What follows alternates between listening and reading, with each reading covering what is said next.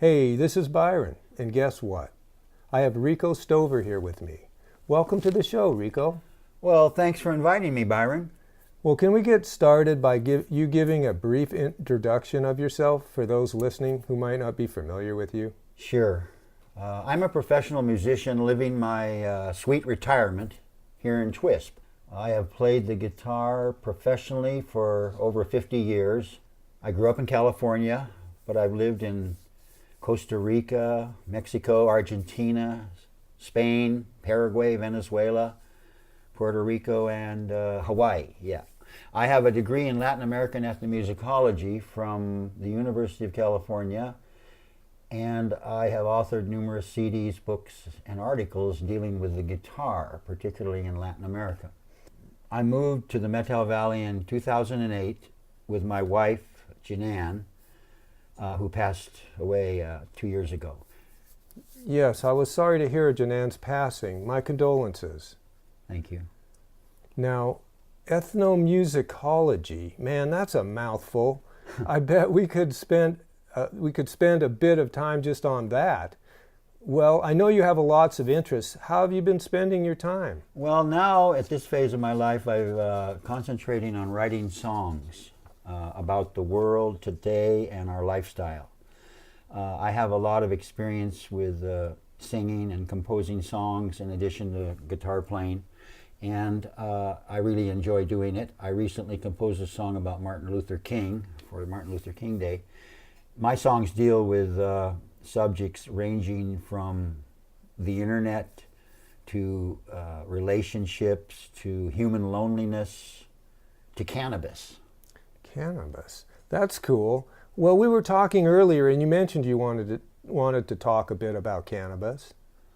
Yes, I want to talk about a certain aspect of this very complex subject, marijuana. Specifically, why has cannabis been illegal in the USA for the past 81 years? And how did this come about? And furthermore, why is it still classed as a dangerous drug on Schedule 1 by the DEA? Good questions to ask. Yes, believe it. When a government passes a law, a bad law, for special interests that is not in the interest of the public or the truth, then you have a big problem in that society. Now, this has happened before here in America when Congress outlawed booze in 1920 and crime flourished until 1932 when Congress passed the 21st Amendment, which repealed prohibition. So here we are again with another situation like this. What exactly do you mean by special interest? Well, the special interests that sponsored prohibition, the Volstead Act, were primarily churches and the women's temperance movement. They thought they were doing the right thing, just like the current Trump administration Attorney General Jeff Sessions, who states, good people don't smoke marijuana. And he is attempting to turn the clock back now, coughing up again what I call the big lie. And exactly what is the big lie? That marijuana is a dangerous drug. It is not. The federal government is lying when they say that it is. It's that simple.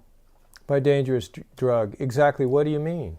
Well, that it is addictive, toxic, and can cause death in the user. Now, people like myself, who have been using cannabis for 5 decades, know this ignorant portrayal of marijuana as something rife with negative health consequences is BS. No, really? Do you feel that the chronic use of cannabis has been beneficial in your life? Most certainly. I've never smoked cigarettes and I've drank alcohol only occasionally. These two drugs are the killers. Cannabis has CBDs and it is most decidedly not a killer. It is a healer.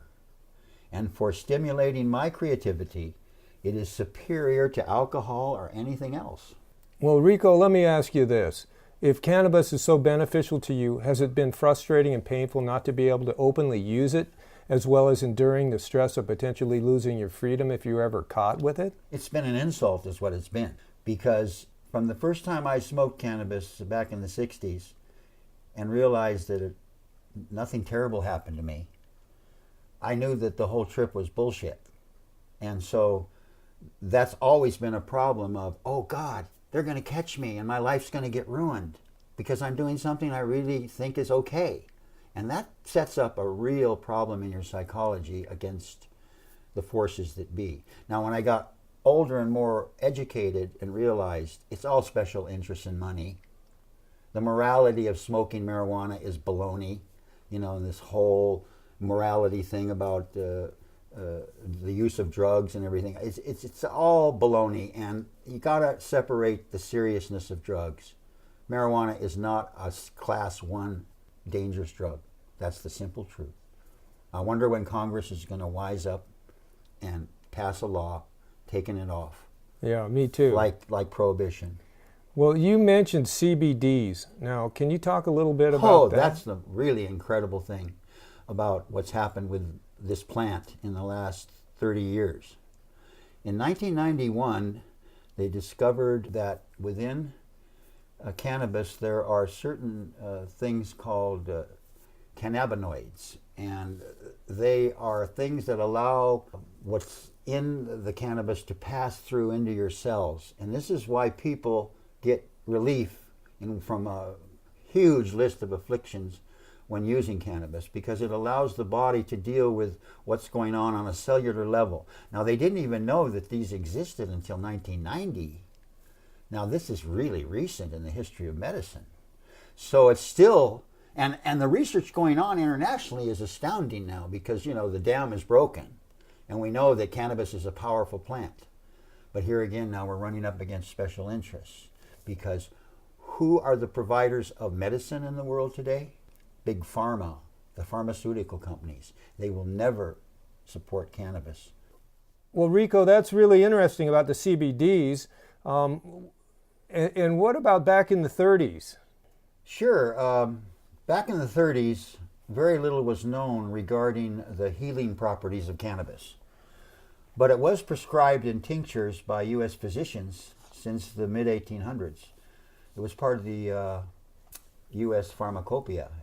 And essentially a coalition of special interests from the private sector and from church groups joined with the government to get rid of cannabis. And why was that, you think? Well, cannabis was deemed as a potential competition to numerous products, most prominently nylon, which DuPont happened to invent in 1935. Oh yeah, this is ringing a bell. Why don't you elaborate on this? Well, hemp has been used for many centuries by the human race for cloth, paper, brushes, ropes, sails on boats, and to mention just a few of the uses. And, well, DuPont wanted that market. The cotton and timber industries were also supporters of prohibiting marijuana because, that's pretty obvious. And there were many religious groups publicly decrying the menace of marijuana. So what happened? Well, demonizing cannabis in the public's mind was due mainly to the activities of one man, Harry Jacob Anslinger. He lived from 1892 to 1975. He was appointed the head of the Federal Bureau of Narcotics when it was formed in June of 1930. Now, in 1933, Anslinger lost the major source of busts for this Federal Bureau of Narcotics agency that he headed when alcohol became legal. So all of a sudden he needed to have something to take up the slack, and in 1934 he focused on marijuana and began a campaign to scare the white American public about this very dangerous drug brought to America by Mexicans. I haven't heard of this character before. What were his methods? Well, his methods were, he was a very effective speaker. He vigorously lectured civic groups with sensational lurid accounts of horrendous crimes committed by smokers of marijuana. Murder, black men raping white women, people losing their sanity, etc. He preached that cannabis was a real danger to unsuspecting youth, a gateway drug that inevitably led to the use of harder drugs. He used racism as well. And how did racism figure in? Well, during the Depression years, things were tough here in the United States, and a growing number of U.S. citizens became resentful of foreigners coming to this country and taking jobs. Sound familiar? Yeah. Anslinger fanned the flames of this racism with his oratory that stating that blacks, Mexicans, Chinese, Filipinos, all were, quote, degenerate races, unquote, that use marijuana. Numerous anti-cannabis films were also produced, the most famous being Reefer Madness, which appeared in 1936. Now, Harry was very convincing, and he scared the hell out of everyone, including Congress, with the big lie. It all began in 1937 with passage of the Marijuana Tax Act. And the Marijuana Tax Act, what was that? The Marijuana Tax Act was a law that regulated the importation, cultivation, possession, and distribution of marijuana. To obtain marijuana legally, one began first by buying a stamp from the government for $1. And these stamps, once you got one, would allow you to purchase cannabis, other amounts of cannabis at very exorbitant prices. But the $1 stamps were not all that easy to get, evidently. So the end-all effect, if you could purchase one, that gave you the right. But if you couldn't, then you'd be flapping in the wind, and that's exactly what Harry wanted.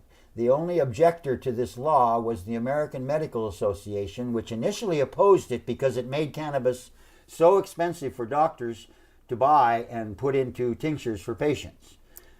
So what were the consequences for breaking the law? Well, in the law it stated that, Section 12, any person who is convicted of a violation of any provision of this act shall be fined not more than $2,000 or imprisoned not more than 5 years, or both, in the discretion of the court.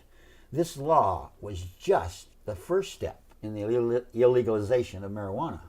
Enrico, what's the most important thing to keep in mind regarding the history of how marijuana became illegal? Well, I would say that powerful people in private industry and the government conspired to eliminate hemp entirely, and that Anslinger was their attack dog in bringing it about. Anslinger lied constantly and fooled everyone, while Harry's uncle-in-law, Andrew Mellon, grew richer, and the Federal Bureau of Narcotics had a field day with an ever-expanding panorama of arrests. Also, back then, Harry didn't know anything about the endocannabinoid system in the human body, and even if he had, it wouldn't have mattered.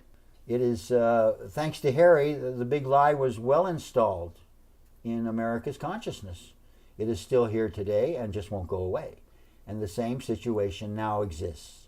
Only the special interests that oppose it are now the pharmaceutical industry, the liquor industry, the tobacco industry, and the religious right. Mm-hmm. And let's don't forget Jeff Sessions there. Well, now he's the new force that's going to do whatever they're going to do.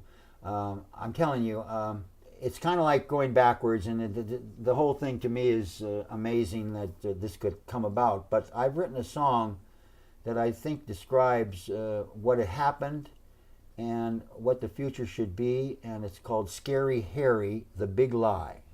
Well, now would be a good time to hear it. Let's give Scary Harry a listen. Okay, here we go.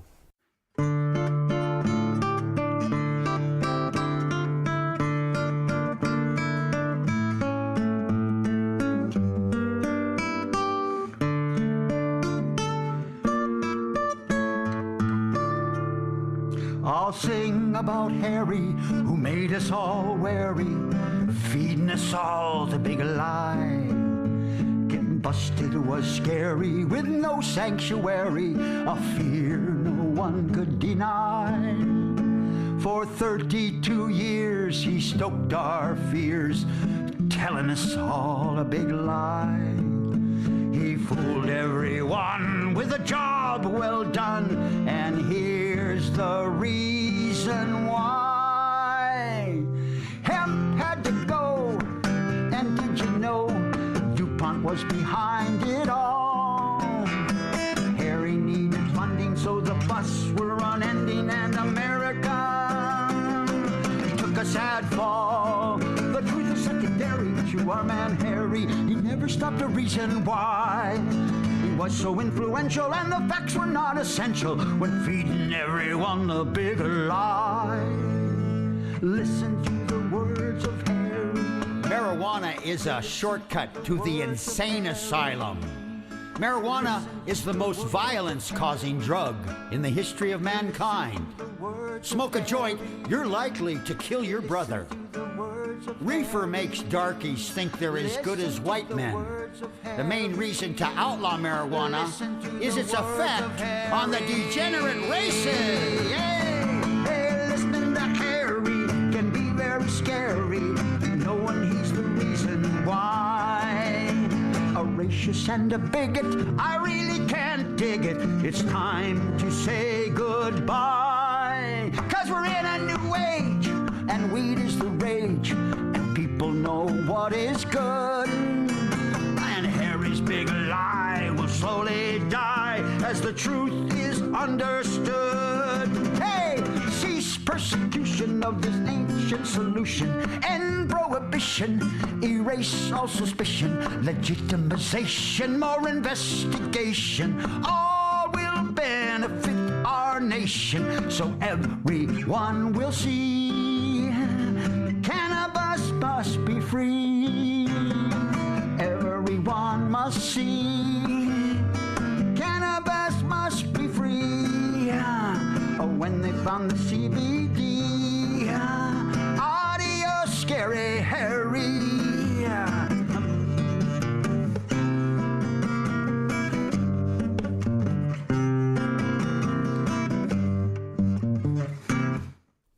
Well, nice song, Rico. You play that guitar pretty dang good, too. And speaking of that, are you playing weekly at the Twist River Suites on Saturdays from 5 to 7 p.m.? Yes, as a matter of fact. Thanks for mentioning it.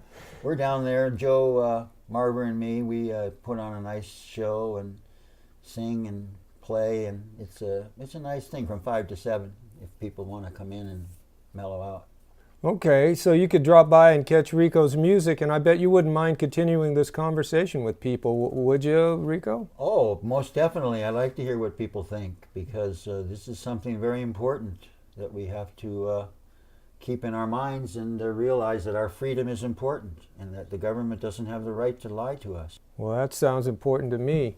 Hey, I've got one last thing here. Rico, have you found any downsides to pot at all? Well, I would say the downside has been the fear of having my life ruined by being arrested, persecuted like so many people endured in the years and years and years of Scary Harry and after. It's still going on. It's not as bad now, of course. I mean, it's really different now. But boy, the fear of being arrested and having your life ruined was very real. And I think the only other downside about it was that it's expensive and hard to get. Right, right. It generally has always been, not so much now, but I can't think of anything, though, in the area of I'm not crazy, I'm healthy. I think one reason I am healthy is because I have been putting CBDs into my body as a side effect of getting high, and I'm glad that cannabis has all those aspects to it. So for a guy who's 72, I'm in good shape. I don't have any major illnesses. And I think that's a blessing for me, even though the government tells me cannabis has absolutely no medicinal value whatsoever. And that's about all. I mean, I'm pretty mellow here in the state of Washington now with the way things have gone with certain states. And we just hope that things stay the same, you know? Yeah, absolutely. Well, is there anything that we might have missed or anything that you want to say before we wrap up? Cannabis is a drug. And as such, you have to realize that it must be controlled in a certain way, but not put on a Schedule 1 as a life-threatening drug. Baloney. Furthermore, this culture that we live in with the major hypocrisies that are just basic framework of the phony culture, alcohol and tobacco. To me, I'm glad I didn't get into either one of those, because at this age of my life now, if I'd have been drinking as much as I've been smoking, I'd be a mess. My liver would probably be failing. Right, right. I mean, I'm telling you, the mainstream way of what they tell you to do to take care of yourself, to mellow out, is very questionable. Good point. Yeah, and so if the government's going to lie to you and tell you that something is bad for you when you know it isn't, make up your own mind and be careful. Yeah. I suppose that's still relevant, particularly if you lived in the state of Texas. Well, that's good advice all the way around.